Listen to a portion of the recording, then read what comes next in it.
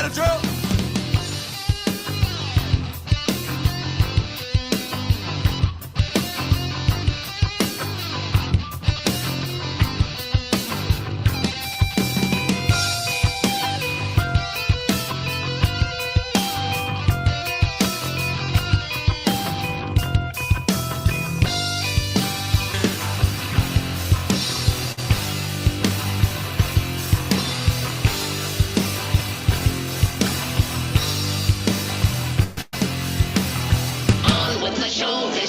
Freedom is very fragile. It's more fragile when we don't know the truth. You're about to be part of FramersView, where truth is the foundation of every day's program. Join us live every weekday right here on Rumble at 1 p.m. Eastern. Now, here's Neil Frame on FramersView.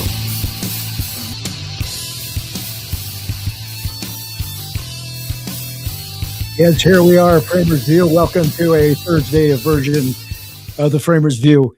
We got a ton.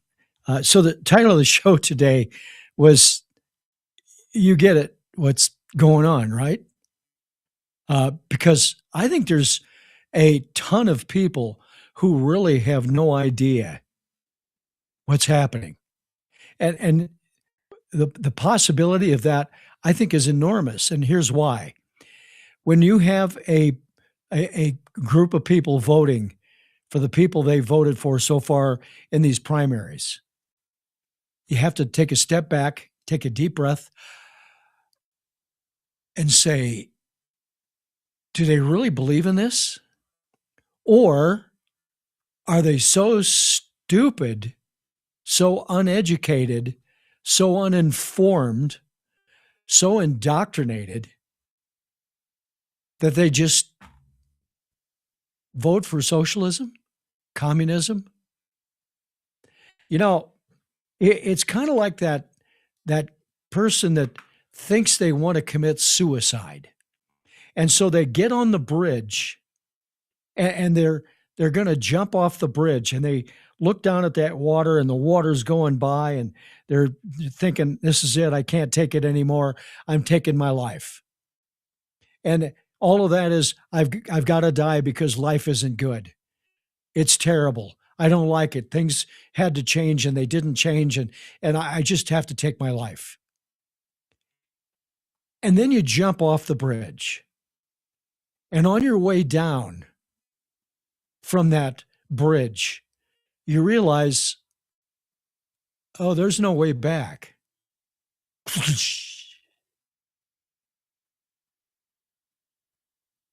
That's kind of what we're talking about here. And I understand that time between the time you jump off the bridge and you go to the water. I was at the what did they call it? The quarry, I think they call it, down at Indiana University, outside of Indiana. I was with a bunch of my buddies. I don't know if it was break time or whatever, but there's a 35-foot jump off this cliff into the water. And if you do that and you're kind of okay with that, you go up to the 70 or 75 foot, whatever it was, and you jump off of that. Well, most people don't. The divers, the guys that do those things, they were going off this 70-foot cliff and just, swan dive. Amazing. Most people jumped off and tried to keep from killing themselves. Well, I did that. I didn't kill myself. I jumped off that 75-footer.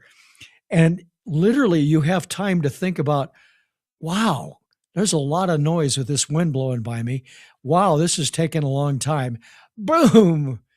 And you hit the water. Fortunately, I went kind of deep in the water. I never hit the bottom. Came up and thought, yeah, that wasn't very smart. But this voting for socialism and communism is the epitome of not really thinking about the true consequences of jumping off the bridge and saying we have to change it to socialism, communism. The people that were in Venezuela or Nicaragua before it became socialist communist. They may have supported it. There was kind of takeover in both of those situations. We're so stupid, we're just letting it happen. But, look at Cuba, an amazingly successful vacation location. Everything was wonderful. And now you look at Cuba and it's a mess. You look at Venezuela, Nicaragua, many of the Central American countries. Socialism doesn't work, but people vote for it.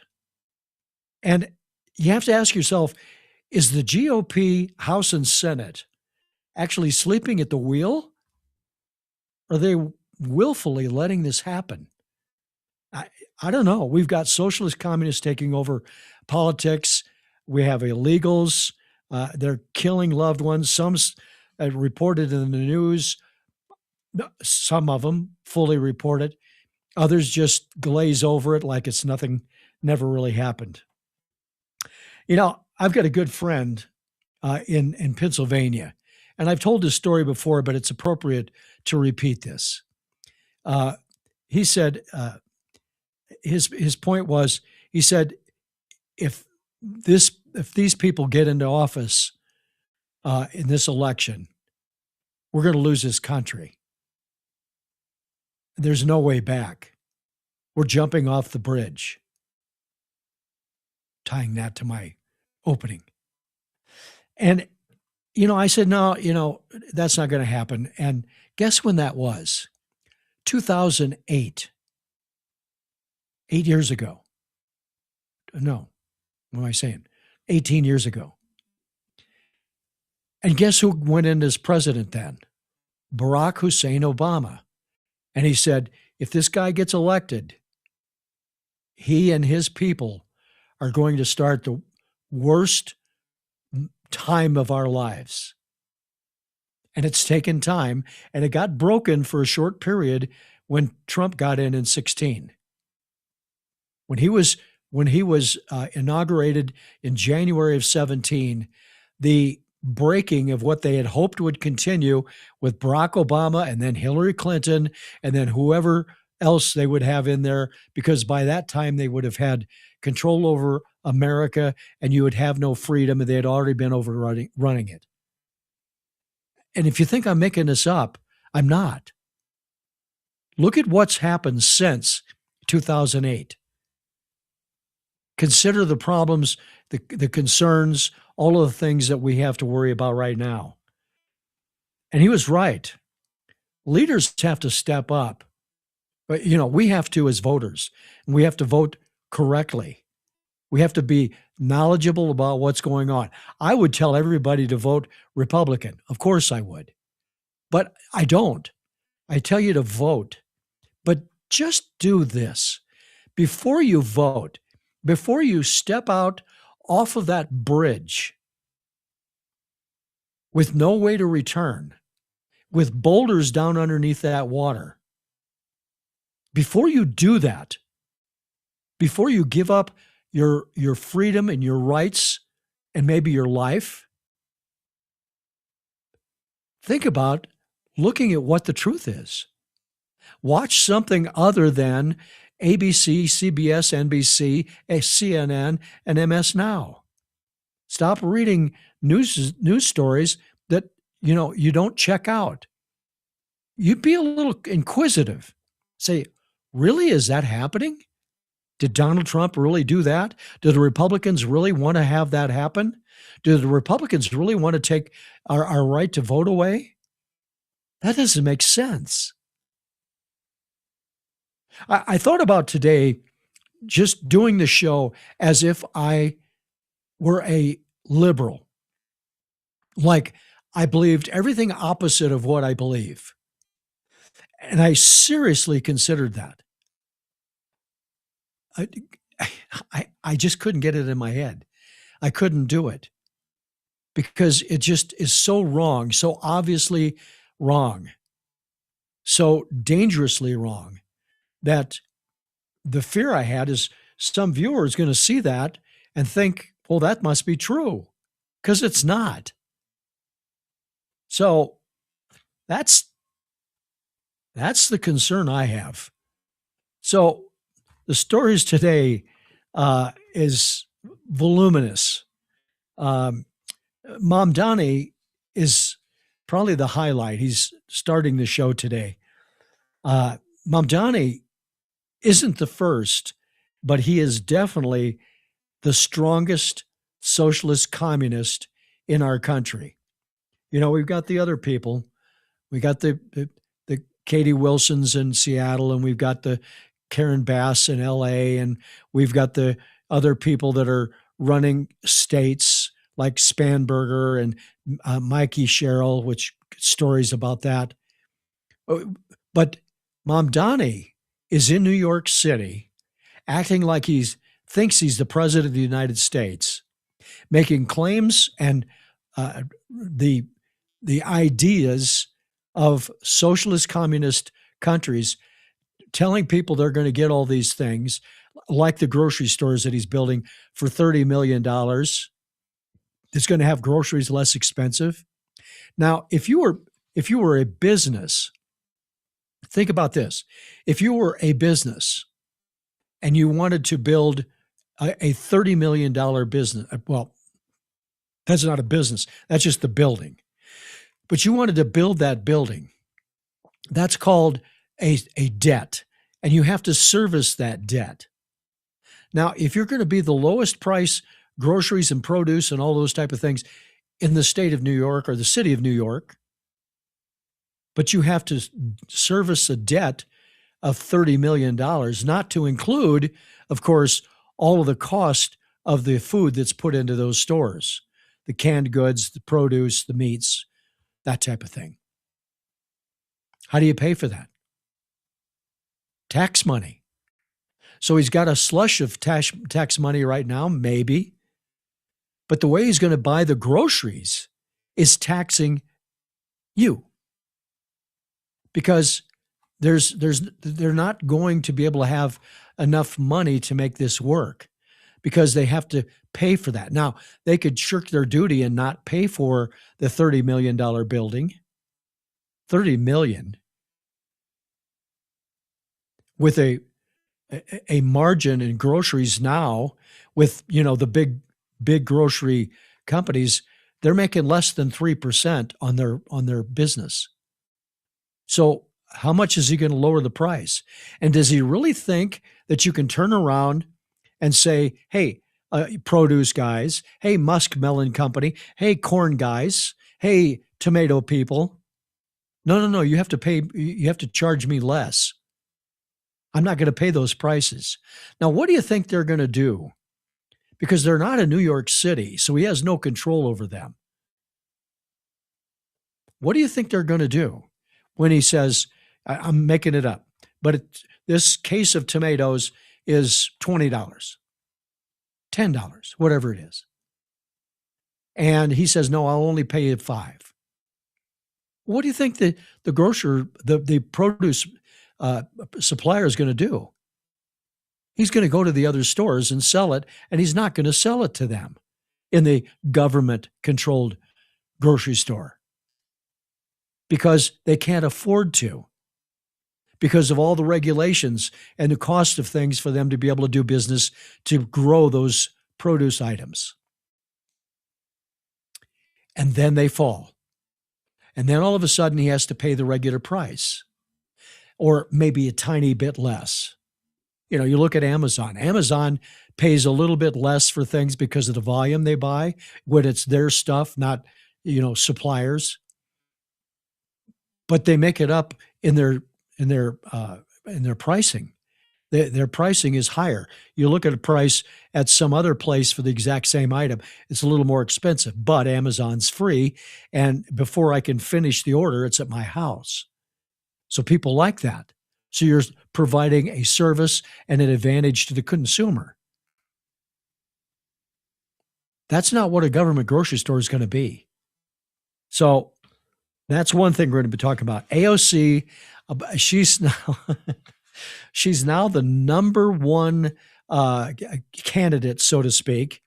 She's rated number one for the presidency in 2028 for the Democrat Party.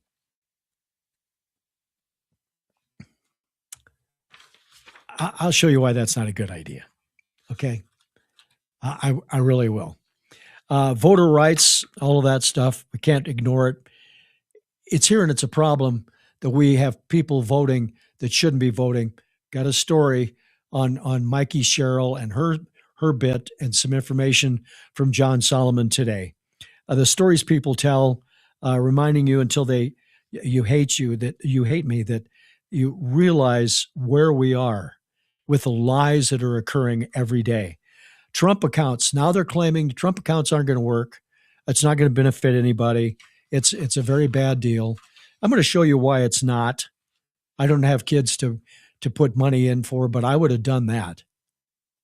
And I would have put every bit of the maximum in I could possibly do every year. So that when my kid's 18 years old, he's got $1 million, he or she has $1 million for college and for whatever other things that are allowed in that program. Benny Thompson, the liar, prevaricator, my favorite prevaricator of all times, can lie. He's the smooth criminal.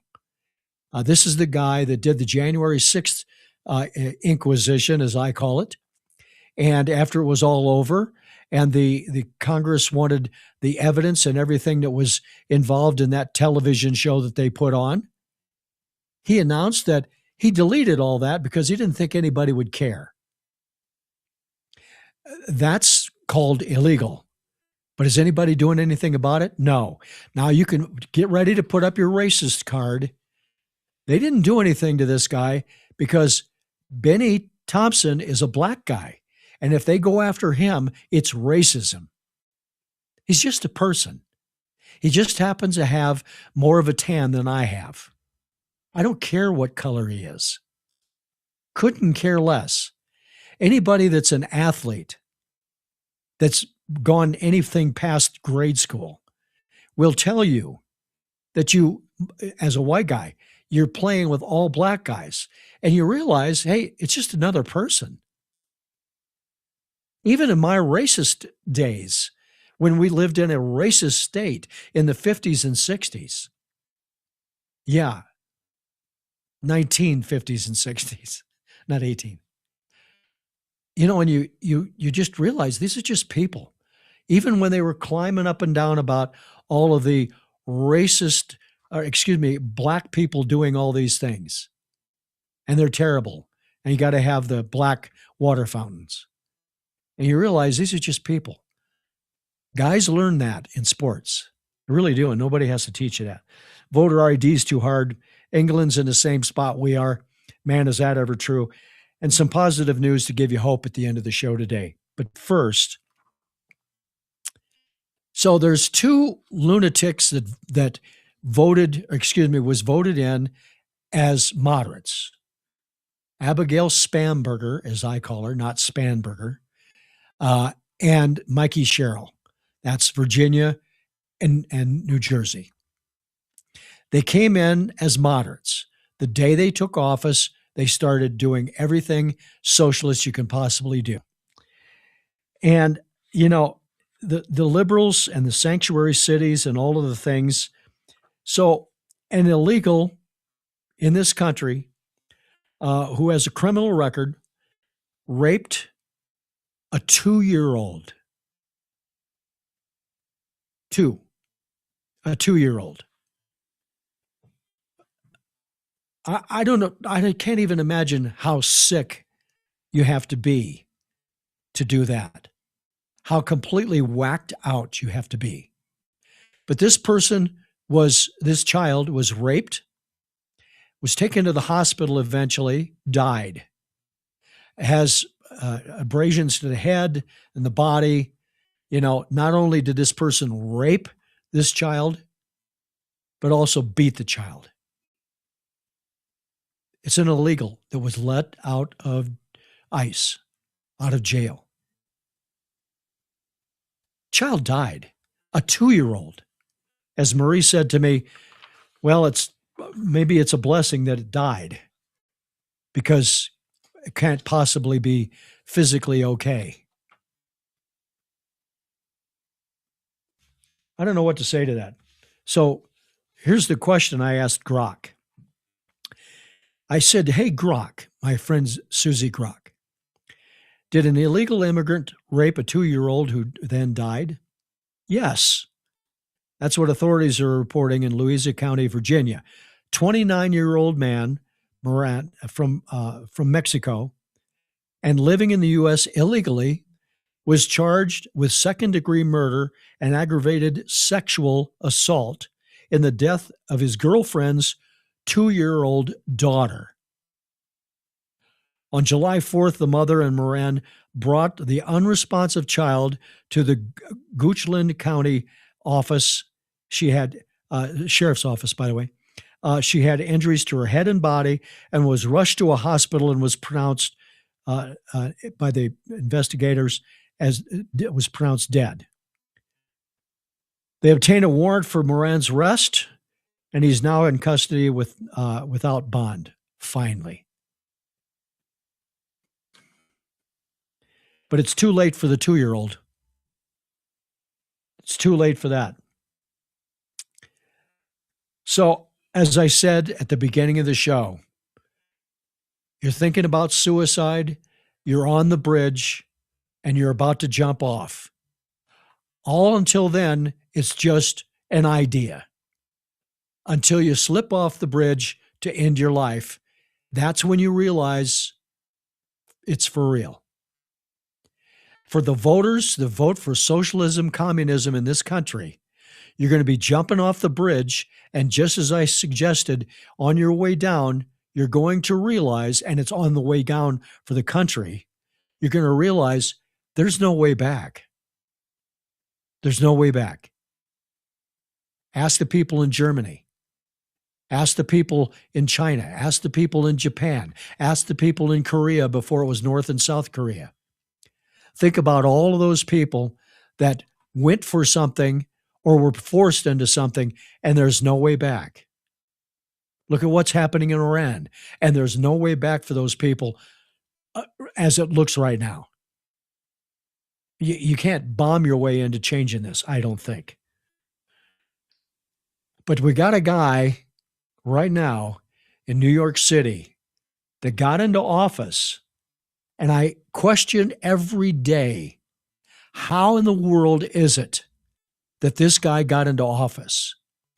Well, let's go back to 2003, okay? 2003 is a good time. Mamdani was doing his thing out in the parks about free Palestine and free the Palestinians.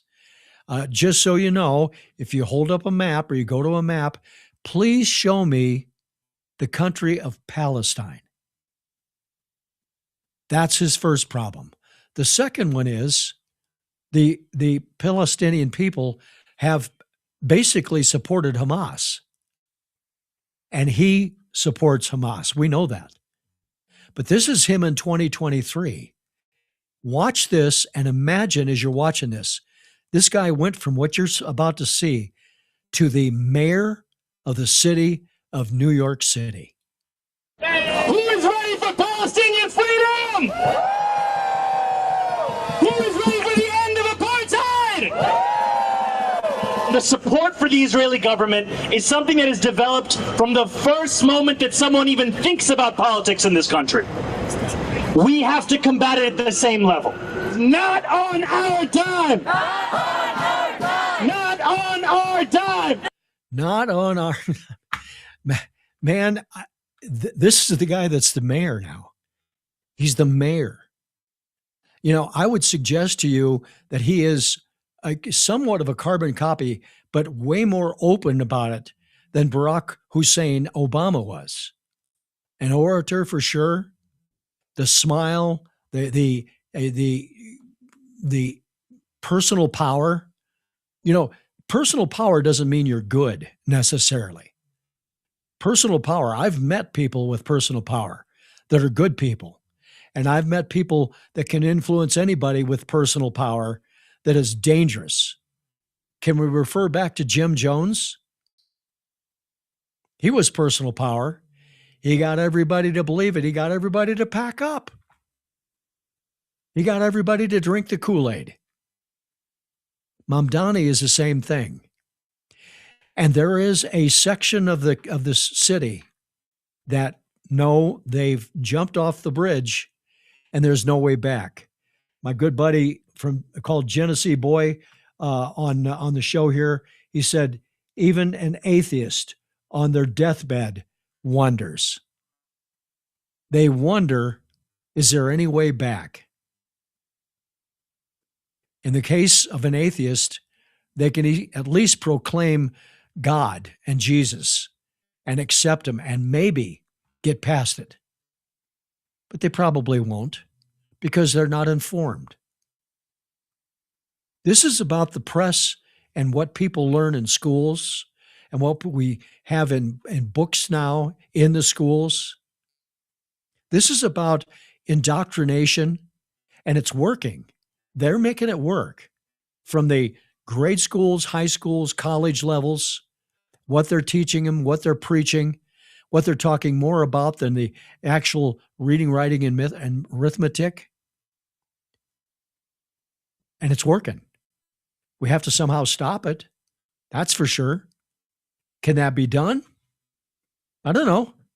It's a good question, but it has to be stopped. Now, let's go forward to today, not with Mamdani, but with the person that amazingly is the number one prospect for the Democratic Party for President of the United States, and that's AOC.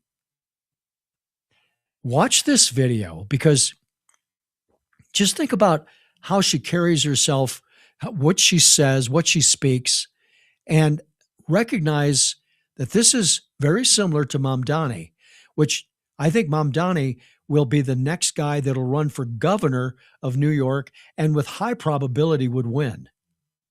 AOC is now at a point where she thinks she can become president, but she's coy about it. So they ask her some questions and her answers, just listen to this. We'll talk about it on the other side. Because you said that, are you thinking about it? The answer is the answer. And what I really mean by that is like... The answer is the answer. We go on. Doesn't matter. Could I be president? Could I not be president? Maybe, maybe not. None of that. What matters more is that we guarantee health care in this country. That's what I mean in that, like, there's a world where in order to do that, I shouldn't have that job. There's a world where maybe, but the most important thing is getting everyone health care in this country. Yeah, the number one thing is getting health care in this country. We have health care. And, the Medicaid issue that they say everybody's had has had Medicaid taken away. They're taking away Medicaid from people. They're taking Medicare away from people. But sometimes it's just what they don't say. And in the case of Medicaid and SNAP, which is the food benefits for people, what they don't say is the people they're taking it away from are those that are illegal, those that could work and are not working. Why are we taking our money, taking our cash? I got some cash laying here. Just take this cash. And what you need to do is just hand it out to people that don't deserve it. But there's a certain group of people that when they're at a stoplight, they open the window and they give that person with the cardboard that says, anything will help. Anything will help pay for my really nice apartment that I've got because you're giving me money. There's no evidence that person deserves anything based on what that cardboard is. Look around for the car that's sitting there every day, close to where they are. It's a nice car, many times. Sometimes that's an exception. But my point is, you just buy into it. And the Medicaid and the SNAP program, we have to clean the rolls. If you can work. If you are not making enough money working, if you don't have, let's say, the skills, maybe mentally you don't have the strengths that some people do, you need help and you deserve it. But that's a small percentage of the ones that are taking this money from SNAP and Medicaid, including the illegals. And we could save this country as far as budgetary concerns very easily. And that's what we're doing. And so when they say they're taking SNAP away from our people, well, your people are not legal, or they're not, they don't qualify because they're not looking for jobs. They're living on their dirty, disgusting couch in a dirty, disgusting place. They don't care as long as they don't have to go to work. This just drives me nuts. So, again, it's about voting. It's about, are you going to vote? When are you going to vote? How are you going to vote? And how are you going to vote is based on knowing the truth. Well, I want to share with you, what have I got? Two specific denying about voting stories. One about covering up for voting, which is interesting, and a Pocahontas story that's weaved within it. So first, this no evidence stuff. There's no evidence that this has happened with voters that don't qualify, that are illegal, that's voting.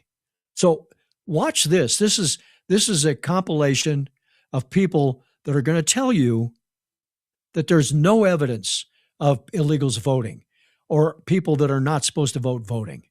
Watch. Oops. There is no evidence that undocumented migrants vote. We're debating a problem that does not exist. This is a solution in search of a problem that does not exist. The evidence is almost no illegal immigrants vote. Some benign effort to tell the small number of illegal immigrants. The reports show voter fraud is exceedingly rare, but there's a couple things we know about the administration. Citizen voting in federal elections is already illegal. There is no evidence of fraud or corruption. All because we don't have a problem with illegal aliens voting in the country. It's not an issue that you have undocumented people in mass numbers voting. You know. Very, very rare instances, but then just make the bill workable. But it is absolutely vanishingly rare. There's no evidence that non-citizens are voting. I think they think that it's already against the law for. We're talking about a solution to a non-existent problem. Again, foreigners do not vote in our elections. Maybe it's partly about the SAVE Act, which is a ridiculous solution to a problem that does not exist. Foreigners do not vote in U.S. elections. That's the fact. It's already illegal for non-citizens to vote in the United States. They face prosecution and jail time for doing it. The Save America Act attempts to solve a problem that does not exist. Yeah, well, you're the guys that say, give me a person and I'll find a crime. And you're the crime. You know it's illegal. And there's this no evidence crap is insane. It's so insane. And again, I want to share with you some stuff. This is Abby Phillips, in my opinion, one of the smoothest idiots out there. She's on CNN. Just watch this. He's been in office for a full year now. They have not come up with any of this purported evidence of voter fraud. You guys are in search of something that there's been no evidence exists. New Jersey is double checking its voter rolls tonight after a software error added 6,600 non-citizens to the voter rolls. The suggestion that this is fraud suggests that these people were trying to vote. Sometimes what happens is that when state systems are incorrect, people receive information and they are confused. Where some people who are ineligible to vote are not aware that they're ineligible to vote. I do think whether it is widespread or not matters. Clearly. I do think that the numbers actually matter. You really? You get information and you're confused. So once again, Abby, she claims, hey, you're too stupid to figure this out. Forget about not being able to figure out how to get your legal ID. You're just flat out too stupid. That's what she's telling the voters. You're too stupid. Really? Is that where you're going to go with this? This is what I've been saying. The people that watch CNN all the time. You know, I'm a Fox watcher. I watch Newsmax, and I watch CNN and MS Now, partially because it's my job. But the other reason is, am I hearing everything correctly? Am I hearing people tell stories, or is it actually the story? And I watch it, and I'm just amazed at what they say and all the accusations they make on shows where they have plenty of time to show evidence. Here's the evidence. Put it up there. But they don't. They just claim they know something. Adam Schiff, Swalwell, these snakes, total snakes in the grass. And they get away with it because the press doesn't say, whoa, wait a minute. That isn't happening. No, that didn't occur. No, he didn't do that. She didn't do that. Yes, that person did do that. Explain that. They don't do that. That's the job of the press. It's the job of every person in the press to tell the real story.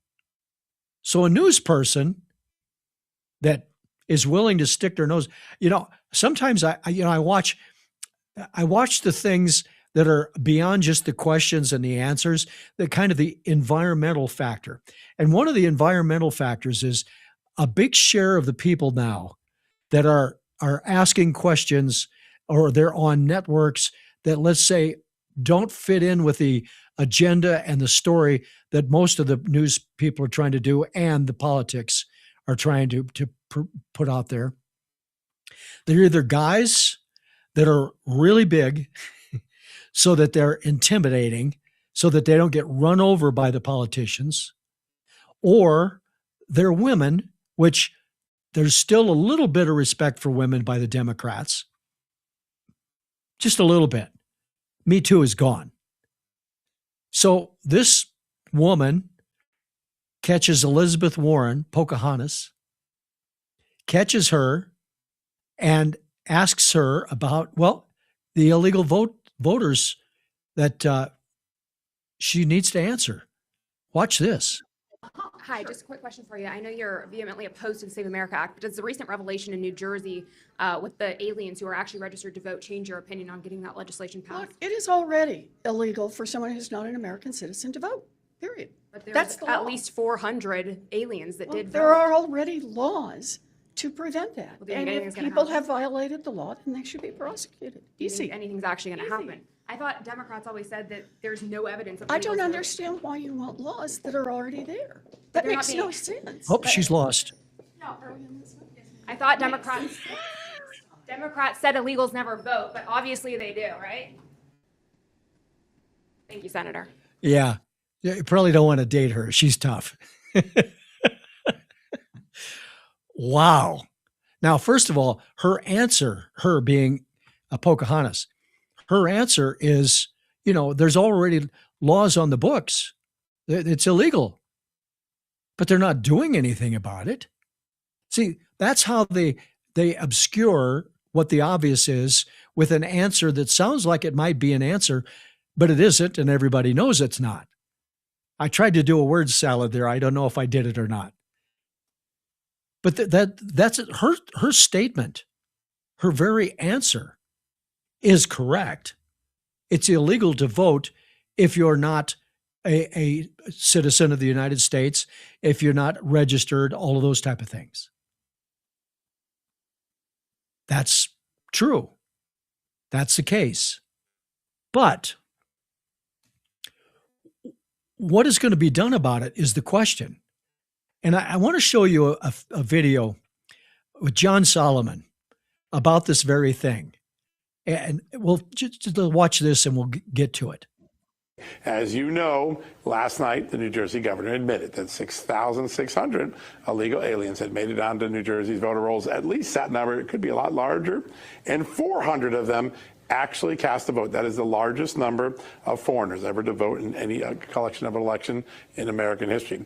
When we told you that last night, the governor said, not our fault, it was a software glitch, no big deal. Well, overnight, we reached out to the software company that runs New Jersey's system. And you know what they said? There's no software glitch at all. The state of New Jersey knew they were putting non-citizens, i.e. foreigners, onto the voter rolls. It is the state's responsibility to determine who is eligible to vote and who's not. The software had it marked right. That is a major contradiction. And just a little while ago, the Assistant Attorney General for Civil Rights in the U.S. Justice Department, Harmeet Dillon, announced that there is an investigation of New Jersey now into whether they knowingly were allowing non-citizens to vote and to get on the voter rolls. Remember, a week ago, she sent a letter out saying, if you let non-citizens vote knowingly, you're in trouble.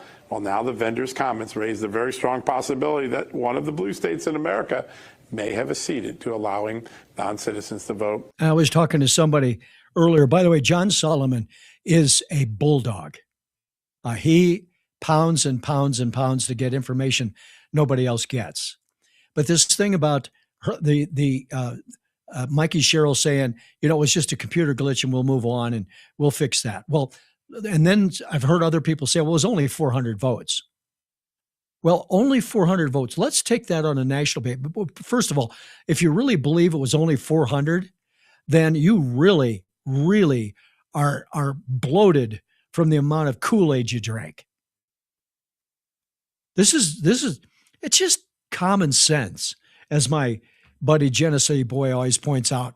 Common sense. He loves it when I say that. I'll say it again. Common sense. So the voters and the voter rolls and who's citizen and not has a little twitch to it that nobody talks about. And here's what it is.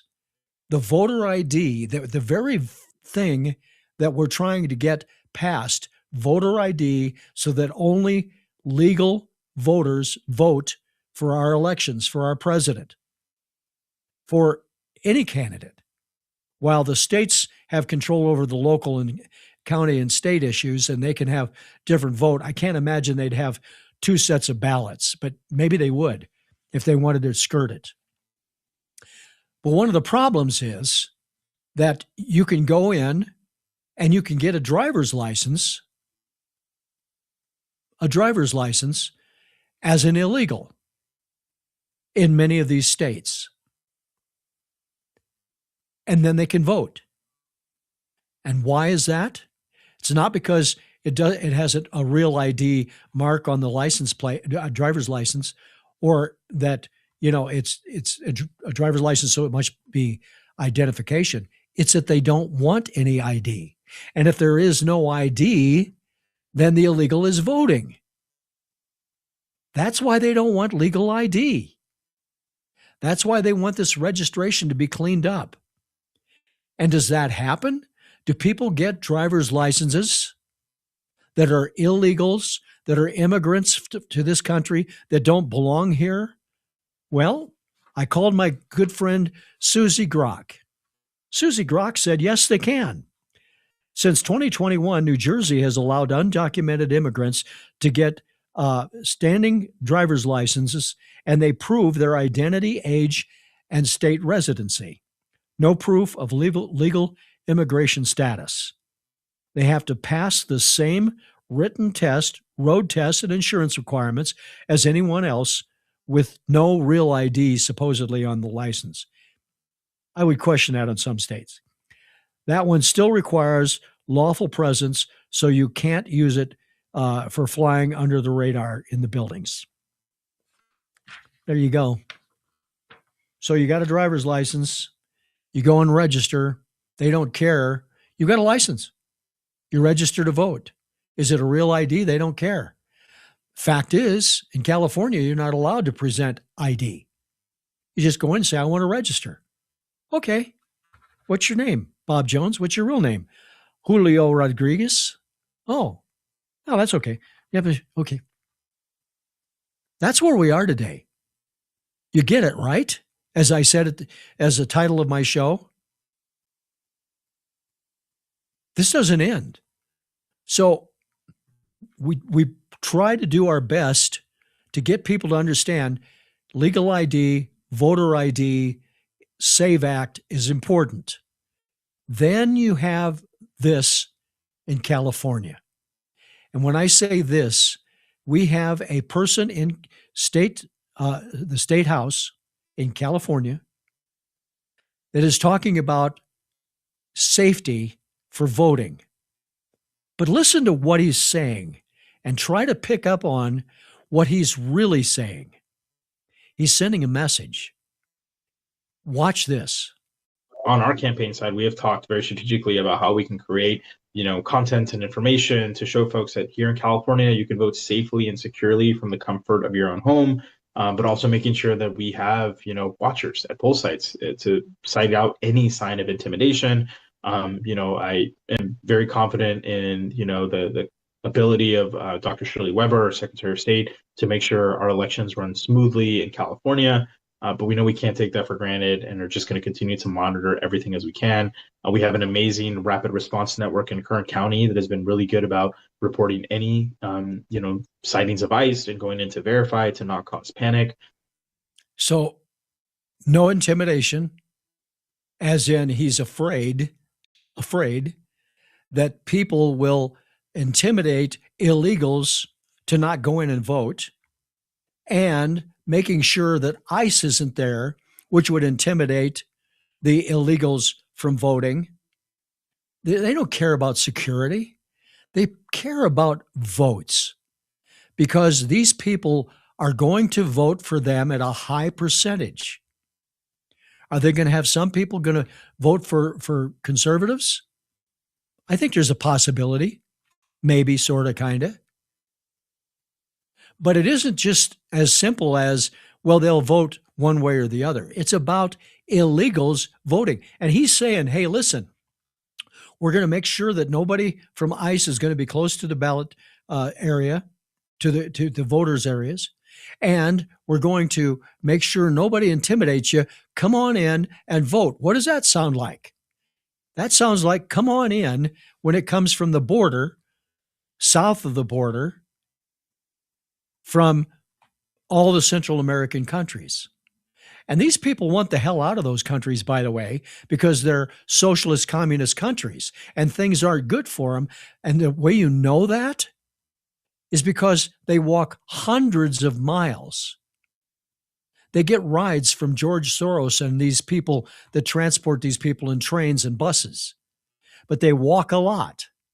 They want out of there. I get that. I understand they want out. Have you ever been in a situation where you're in a room or an area, there's some activity going on, and you're like, this doesn't feel good? You know, I've been at rock concerts where things started getting out of hand. Remember what happened in Ohio at a Who concert when people stormed the doors and killed people, you know, just losing their minds. Those kind of feelings are really frightening. Well, when you have a country that is frightening and you hear somebody say, come on in, you're welcome, guess what? They're going to come on in if you don't stop it. First of all, you don't say it. So pretty simple. So the socialists, communists want to get rid of police. They want to get rid of everybody that takes care and preserves safety for you and me. Why they want to do that is very clear. They want to get everybody out of there and put their own people in. The Gestapo. There's a plan here. Go do your studying, do your history. My buddy Genesee boy, who's a history guy, he knows what happened in Germany, starting in the 1920s, when Hitler became a chancellor. And it went downhill from there. And they want to get rid of all of this, including the Department of War. So I got a video to show you today that's just amazing, from Gary Peters. He's from Michigan, and he's claiming to Pete Hegseth, the Secretary of War, that he has no plan. And old Pete did a pretty good job against this guy. Watch this. Political leadership. You don't have a strategy. You don't have a long-term plan to actually win this war. Win the war. The men and women are going to be able to do it, but they need to have leadership. When will you show leadership? When will you show leadership? Why don't you show some leadership and stand up to your fellow Democrats who won't fund the troops, who stand and play partisan politics while you don't give us the money? You want to stand up here and talk about the troops? You won't show any political courage to actually fund our department because you have Trump derangement syndrome and can't actually commit to anything meaningful. So I put this on you, Senator. Things that the president wanted us to focus on: shipbuilding, hypersonics. I mean, the Biden administration ignored hypersonics. They just decided to pretend like that technology didn't exist. I don't know what Lloyd Austin did for 4 years. I really don't. That's a really good point. I don't know what Lloyd Austin did. I don't think anybody knows what Lloyd Austin did. He stayed in his little apartment and hid. There were times he disappeared and they didn't even know where he was. And turns out he was ill. Wouldn't wish that on him. He went through some stuff, but he didn't even report it to the president. It was crazy. So you get a guy like Pete Hegseth, who was, I think his top rank in the military was a lieutenant, which isn't beans, silly beans. It's a big deal. He was a leader of platoons. He was in wars. He understands that. And he understands lethality, which is, if you're not lethal, you're nothing. And that's the case whether it's in a fight when you're in third grade or if you're the Secretary of War. You better be lethal, because if you're not, the other guys are going to beat you. They're going to whip you. That's the way that works. That's just the way it works. So the American Bar Association, who oversees all of these people, including Jack Smith, who was a complete disaster as a special counsel, special counsel for the investigation into Trump, turned out to be a complete hoax. They're the ones that are supposed to decide if a person can keep their law license, like Hillary Clinton, who lost hers, like Bill Clinton, who lost his, like other people that have lost. They all got it back because of what I'm going to show you. They're supposed to be nonpartisan. Are they? Watch this. Third sentence of your written testimony, you said that the American Bar Association is a nonpartisan organization. Is that really true? Yes, sir, it is. Really? You take any partisan positions as the American Bar Association? The ABA takes position when our House of The Delegates... association opposes any law that restricts abortion. This came out after the Dobbs decision. That's pretty partisan. The American Bar Association opposes detention of individuals who are here illegally. Any migrants who break our immigration laws, you oppose detention. Those sound pretty partisan positions to me. Would you agree? The ABA takes positions by our House of Delegates, which is made up of 600 lawyers from across the country. When we take positions, we do so based on the information that we believe is... How about men and women's sports? Do you have a position on that? I don't have a list of all of our... I'll read from the American Bar Association, adopted by the House of Delegates, August 9th, 2021 resolution. The American Bar Association opposes any federal, state, local, territorial, tribal regulation or policy that prohibits transgender students from participating in athletics in accordance with their gender identity. Sounds like you're for men and women's sports to me. Our House of Delegates adopted a resolution based on the discussion and debate of our 600-member board or House of Delegates. I've never heard of a nonpartisan organization that's for unrestricted abortion, no detention for people who break our immigration law, and who want men and women's sports. This is really frightening, to say the least. You know, lawyers, there's good and bad lawyers. But if you've got a bad ABA, which doesn't have as many members as I'm going to show you here in a minute, doesn't have as many members as everybody might think it has. It has a group of people that are the powerful lawyers. And like everything else, you know, Ford builds a lot of cars, but the powerful cars are Ferraris and Porsches and Lamborghinis. They don't have the number, but they got the power. When you get on the track, who's going to win?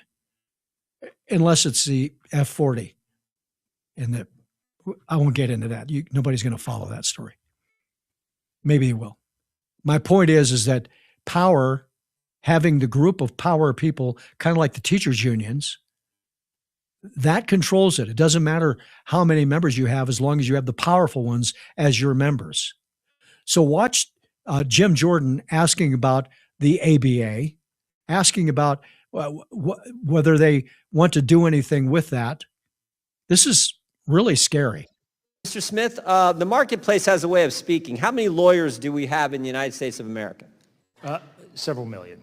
Several million. Do you know how many are in the American Bar Association? I think it's like 1.5 million lawyers in the country. Some people might think that's too many. I don't know that that is or isn't, but 1.5 million, I think. How many do you know are in the Bar Association? Members of the ABA, I don't know that number off the top. Like 200 and some thousand. So most lawyers say, I don't want to join this nonpartisan organization. You think maybe it has something to do with their partisanship, why they don't want to join? Well, I think that's the reason you're seeing state Supreme Courts moving away from having the ABA act as the gatekeeper for lawyers to be able to sit for their Several states are doing that, right? Tennessee, Texas, Florida, saying we don't want these guys who can't even tell us that they want our ally to win a war, who take all kinds of left-wing positions and then pretend to be nonpartisan. We don't want them doing the accreditation for our law schools in our respective state. Is that accurate? That is accurate. Yeah, and I think it's the marketplace speaking. The American people, American lawyers are saying, no, we're tired of this left-wing operation. Yeah. Here we are. Down and dirty. Here we go. Only got a couple minutes left. You've got the crazies that are saying things, the El Sayads, whoever turns out to be the candidate up in Maine. It's not going to be a conservative type or a moderate type Democrat. It's going to be a whack job. You've got the mayor of Boston. You've got the mayor of New York. You've got the mayor of Seattle. You've got the mayor of LA. You've got the mayor of San Francisco. You've got the mayor in Chicago. All of these people are socialist communists. All of them want to fight ICE. All of them want to keep you from having legal voters walking in to put in their ballot and vote for their candidate. Again, I don't care if you vote Democrat. Just know what you're voting for. I would liken it to a date, a blind date. You know, I never went on a blind date, and there's a reason for it. I don't want to go meet somebody I've never met and be stuck at a restaurant having a meal with somebody that could be a complete whack job. And I would like to think women feel the same way about men. You don't know them. Meet him someplace, meet him at work, meet him in a bar and talk to him, and then have dinner. But a blind date is kind of like voting and not knowing all the story. They just know a story. If we just have a story for the rest of our lives and we don't know the story, we're going to make some bad decisions. And what my buddy in Pennsylvania said, that there's no hope to come back, would become factual. We can't let that happen. We cannot let that happen. And the press, these disgusting people in the press that don't tell the story, some of them don't even cover these stories. They'll do some stupid who cares story and stay away from what's going on that they don't want you to know. So I want to give you one final piece that's hope. And it's not hope because of the person that it's hopeful with, but what it can affect. This is our buddy that does, Kalshi, I think is his name. He's on CNN and he does the polls. Watch this. Trump is still very popular with Republicans. Just take a look here. Okay, 21st century own party approval rating, about at this point in the second term. We got Trump, we got Obama, we got Bush. Look, they're all fairly popular, but the one who is the most popular, and we have seen this time in and time out, no matter when you look, is Donald John Trump. He's the only one who's over 80%. 83% of Republicans still approve of the job that Donald Trump is doing as president. He still has that magic touch. We'll see if it carries over to South Carolina, but we've seen it in primaries this year, Senate primaries, and that's because he is still a very popular man, historically popular when it comes to his own party liking and approving of the job that he's doing. Boy, there's some big words there about this. This is this is a story about the highest rated president that at this same time he's higher ranked than Barack Hussein Obama was, than George W. Bush, who had the second and third highest score. Everybody says nobody's following Trump anymore. They know he's a fool. He's an idiot. Well, you know what? If he has that many Republicans or people that are for him in this kind of poll, then we know there's a certain amount of people that are becoming more conservative as they learn. And I will preach learn forever. But that continues, and that keeps getting bigger and bigger. And then guess what happens? People go to the election center and they vote Republican because they're informed. That's all we can ask for. Hey, I'll be back again tomorrow, 1 o'clock Eastern time. I hope you have an awesome day. I hope you get some rain if you need it. I hope it stops raining if you don't need it. I hope it cools off if it's too hot. If you're cold, I hope it warms up. But it's only hope. I can't do a whole lot on that. Until tomorrow, rock on. Thanks for your support. Join the FramersView Monday through Friday at 1 p.m. Eastern.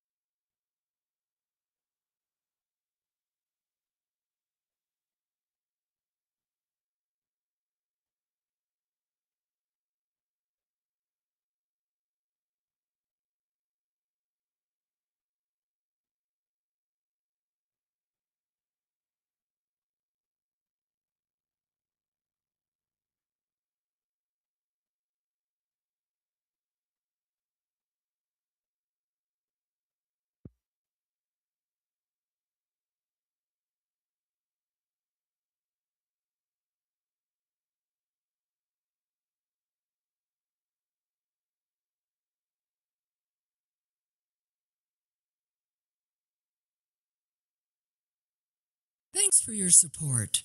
Join the FramersView Monday through Friday at 1 p.m. Eastern.